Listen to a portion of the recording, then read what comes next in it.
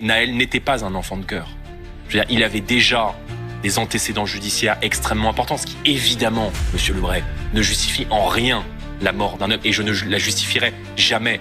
Mais juste, il faut remettre ce drame dans un contexte. Et quand on voit la charge judiciaire contre un policier qui, me semble-t-il, je ne suis pas juge, en état de légitime défense, se fait foncer dessus par une voiture, de la part d'un adolescent de 17 ans, qui, a priori, n'a rien à faire au volant d'une voiture de plusieurs dizaines de milliers d'euros,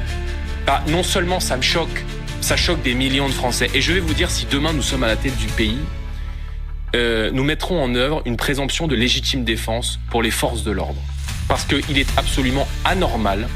qu'à chaque fois qu'un policier se fait prendre à partie, qu'il se fait tirer dessus, qu'il se fait prendre à partie au parpaing ou au cocktail Molotov, et qu'il fait parfois malheureusement usage de son arme, ou qu'il utilise son arme de manière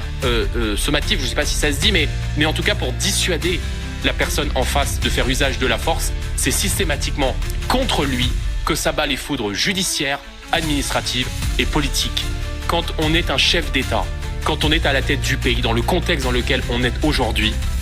on est par principe et a priori du côté de ceux qui la servent et de côté de ceux qui gardent la République. Et moi, j'aimerais tirer mon chapeau à toutes les forces de sécurité intérieure, à nos policiers, à nos gendarmes, à nos militaires et aussi à nos pompiers, à nos soignants qui parfois dans ces quartiers, à nos professeurs qui sont en première ligne aujourd'hui et qui subissent les conséquences du boulot qui n'est plus fait par les politiques.